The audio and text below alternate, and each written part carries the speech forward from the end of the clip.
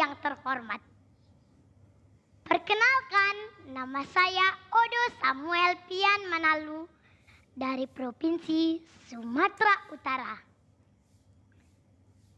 Kali ini saya akan menuturkan tutur kitab suci diambil dari perikop Injil Matius bab 22 ayat 15 sampai 21 dengan tema membayar pajak kepada Kaisar dan kewajiban hidup bermasyarakat.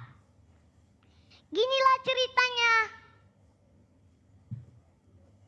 Orang-orang Farisi sudah sangat kesal kepada Yesus yang terus mengajar kebenaran dan terus membongkar borok mereka.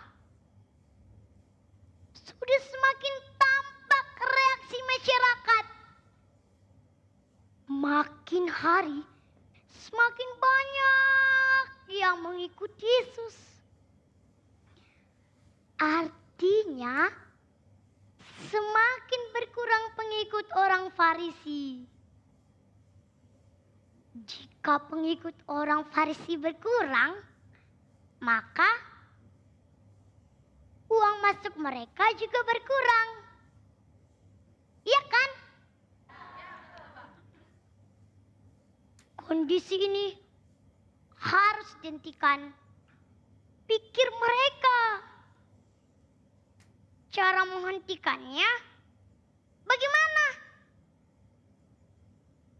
Nah, harus ada ide cemerlang agar Yesus bisa dicekal. Yesus harus ditolak oleh masyarakat, atau Yesus harus ditangkap oleh Kaisar. Caranya yang penting. Untuk mendapatkan ide cemerlang itu, mereka berkumpul dan berdiskusi. Setelah mereka berdiskusi, akhirnya mereka mendapatkan ide cemerlang menurut mereka. Ini ide cemerlang mereka loh, bukan ide saya.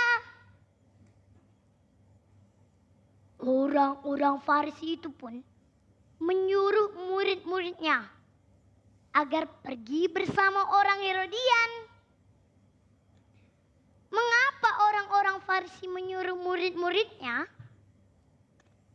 Tujuannya agar terkesan yang bertanya itu masyarakat biasa. Lalu, mengapa bersama orang Herodian? Karena orang Herodian adalah orang yang setia pada dinasti Herodes. Jadi, jika nanti sudah masuk jebakan mereka, ada orang Herodian yang bersaksi kepada Herodes. Pinter kan kawan-kawan? Pinter belicik. Orang-orang Farisi itu pun menitipkan pertanyaan yang akan ditanyai oleh murid-muridnya dan orang Herodian kepada Yesus. Murid-murid mereka ini tentu harus dilatih dahulu cara bertanya pada Yesus. Soalnya yang mau ditanya itu Yesus, bukan kaleng-kaleng. Setelah mereka dilatih, pergilah mereka menghadap Yesus. Setelah menghadap Yesus, mulailah aksi dijalankan. Guru, kami tahu engkau adalah seorang yang jujur. Dengan jujur mengajar jalan Allah. Engkau tidak takut kepada mencari muka. Di tahap awal ini, mereka memuji Yesus. Dipanggil guru, disanjung sebagai orang jujur, dengan jujur mengajar jalan Allah, dan tidak takut kepada siapapun, sebab tidak mencari muka. Mereka berharap Yesus akan tersanjung dengan segala pujian mereka itu. Secara manusiawi, kalau sudah tersanjung, pastilah nanti akan membalas budi dengan mendukung mereka. Karena di situ ada orang Herodian. Pikir mereka, Yesus akan pro kepada Herodes. Itulah jalan pikiran mereka. Setelah itu, masuklah tahap kedua, yaitu pertanyaan jebakan yang dititipkan oleh orang-orang Farisi. Yesus, katakanlah kepada kami pendapatmu. Apakah diperbolehkan membayar pajak kepada kaisar atau tidak? Dalam hati mereka, nah lo Yesus, terjebak lo. Kalau Yesus mengatakan boleh membayar pajak kepada kaisar, maka orang Yahudi akan menganggap Yesus sebagai pendukung kaisar dan tidak berpihak dengan bangsanya sendiri. Kalau Yesus menjawab tidak boleh membayar pajak kepada kaisar, kan di situ mereka telah membawa orang Herodian. Yesus bisa saja dilaporkan kepada Herodes sebagai penghasut masyarakat agar tidak membayar pajak. Pikir mereka, Yesus sudah masuk jebakan Batman, pikir mereka.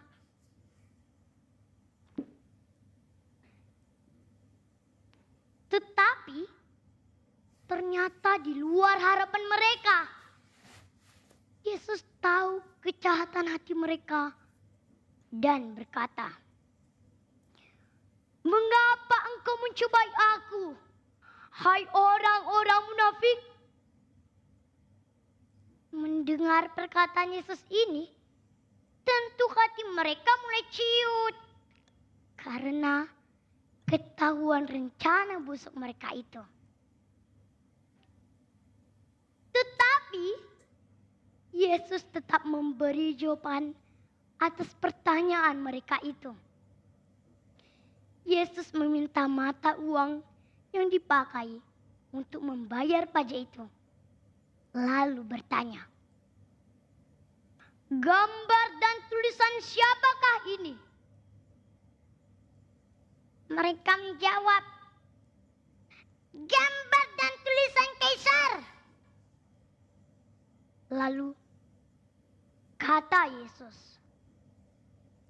"Berilah kepada kaisar apa yang menjadi hak kaisar, dan kepada Allah apa yang menjadi hak Allah."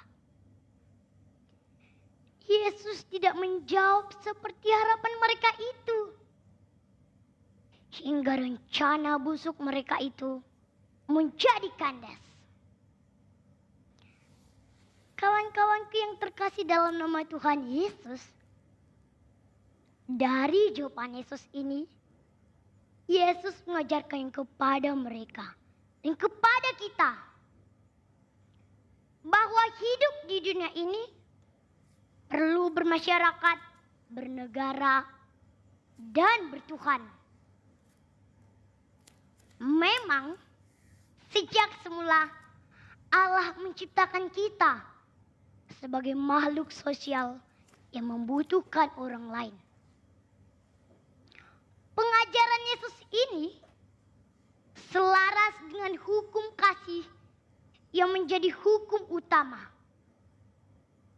Sebab bila kita tidak bermasyarakat, bagaimana mungkin kita mewujudkan kasih kepada sesama? Karena kita butuh hidup bermasyarakat, kita juga butuh negara atau pemerintah. Untuk itu pula lah kita harus bayar pajak. Kawan-kawanku masih ingat dengan kardinal kita, Monsinyur Sugio Pranoto. Beliau adalah tokoh Gereja Katolik Indonesia yang terkenal dengan slogannya 100% Katolik, 100% Indonesia. Slogan Monsinyur Sugio Pranoto ini menyegarkan pemahaman kita sebagai umat Kristus bahwa kita hidup di dunia ini perlu bermasyarakat, bernegara, dan mengabdi kepada Tuhan dan gereja. Sebagai orang Katolik yang baik, kita harus bayar pajak. Sebab orang bijak taat pajak. Dan kita harus hidup jujur di jalan Allah. Karena tujuan akhir hidup kita berbahagia bersama Allah. Amin. Demikianlah saya sampaikan tutur kitab suci ini. Mohon izin ya, saya akan menutup tutur kitab suci ini dengan sebuah pantun. Dari kota Medan ke negeri Betawi. Cukup sekian dan terima kasih. Dalam nama Bapa, Putra, dan Roh Kudus.